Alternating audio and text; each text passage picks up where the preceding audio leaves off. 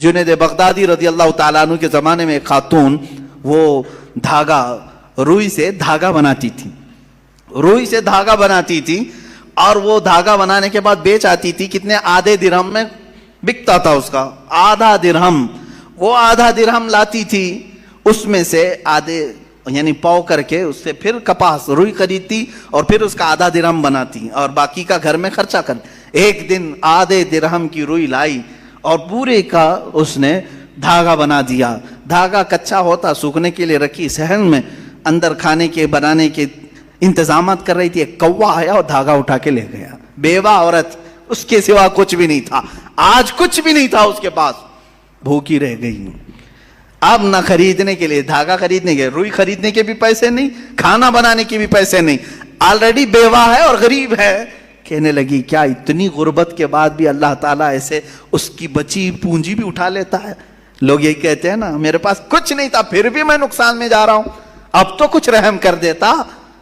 ارے بھائی بڑے سیٹ آدمی کے 1,00,000 روپے چلے گئے تو سمجھ میں آئے گا چلو ٹھیک ہے، باقی بچے ہوئے پھر کور کر لے گا۔ جس کے پاس کچھ نہیں، لاسٹ پونجی بچی ہے، وہ بھی مولا نے اٹھوا دیا، تو یہ کون سا رحم ہے؟ بندے تل ملا جاتے ہیں۔ وہ خاتون گھبرائی اور کہا یہ اب کون سے رحمان کی صفت ہے؟ کیا وہ رحم کر رہا ہے میرے ساتھ؟ میں بیوہ ہوں، کچھ بھی نہیں میرے پاس۔ حضرت جنید بغدادی کے پاس دوڑی دوڑی گئی، دوسرا دن تھا، بھوک کی شدت تھی، دوڑی ہوئی آئی۔ حضرت جنید بغدادی اس وقت بیٹھے تھے، ان کے دربار میں کچھ لوگ آئے ہوئے تھے باہر کے، ملنے کی غرض سے دور سے آئے ہوئے تھے۔ آپ کو یہ چیختی ہوئی آئی تو اس کو سائڈ میں کھڑا کیا، رک جاؤ میں پہلے ان کی باتیں سن لوں، پہلے ان کی باتیں سن لوں۔ ان لوگوں نے آ کر کے کہا کہ حضور ہم کچھ نذرانہ لے کر کے آئے ہیں، کچھ نذرانہ لے کر کے آئے ہیں، یہ قبول فرما لیں۔ کیا تھا نذرانہ؟ 10,000 سونے کے سکے، اشرفیاں تھیں۔ کہا کہ حضور آپ اپنے حساب میں اس کو تقسیم کر لیں۔ حضرت جنید بغدادی رضی اللہ تعالیٰ عنہ نے وہ 10,000 اشرفیاں لیے اور پورے کے پورے اس عورت کو دے دیا۔ وہ عورت ابھی کچھ کہنے والی تھی، اس کے کہنے سے پہلے آپ نے دے دیا۔ کہا اس کو پکڑو۔ اب پھر وہ آئی ہوئی جماعت تھی، اس سے پوچھا کیا معاملہ ہے، کیوں اتنی بڑی رقم تم ہدیے میں لائے؟ سنو میرے عزیزوں، فعل الحکیم لا یخلو عن الحکمہ۔ وہ کہتے ہیں ہم سمندر کے سفر پر تھے، کشتی میں بیٹھے تھے، آ رہے تھے، اچانک ہماری کشتی پھٹ گئی، کشتی میں سوراخ آیا، پانی اندر آنے لگ گیا، تو جیسے یہ چمڑے کی کشتی تھی، پانی اندر آنے لگا تو ڈوبنے کے چانسز بڑھ گئے۔ پانی جتنا ہو سکا ہم نکال نکال کر پھینکتے رہے، لیکن اس کشتی کی مرمت کے لیے ہمارے پاس کچھ نہیں تھا۔ اچانک ایک کوا آیا اور اوپر سے دھاگا گرا دیا۔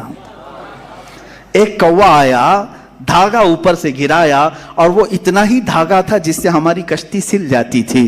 ہم نے اسی دھاگے سے اپنی کشتی سل دی اور پھر اسی وقت ہم نے یہ نیت کر لیا کہ وہ رحمان ہے جس نے ہمیں بچایا ہے، ہم صحیح سلامت جائیں گے تو 10,000 اشرفیاں جنید بغدادی کو نظر کریں گے۔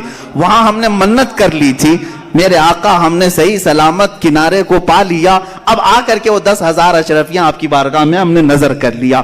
حضرت جنید بغدادی دلوں کے حالات سے باخبر تھے، اس خاتون کی طرف دیکھا اور پوچھا کیا تمہارے رب نے صحیح رحم کیا یا نہیں؟ تمہارے آدھے درہم کو کوے سے اٹھوا کر بدلے میں 10,000 اشرفیاں دیتا ہے، اسی کا نام رحمان ہے، وہ رحمان ہے۔ بندہ گھبراتا ہے، کہتا ہے ایسے کیسے ہوگا، میرے پاس کچھ بھی نہیں تھا پھر بھی اٹھا لیا۔ انتظار تو کرتا، شکر تو کرتا، یقیناً وہ مولا تجھے اس سے بہتر چیز لوٹاتا۔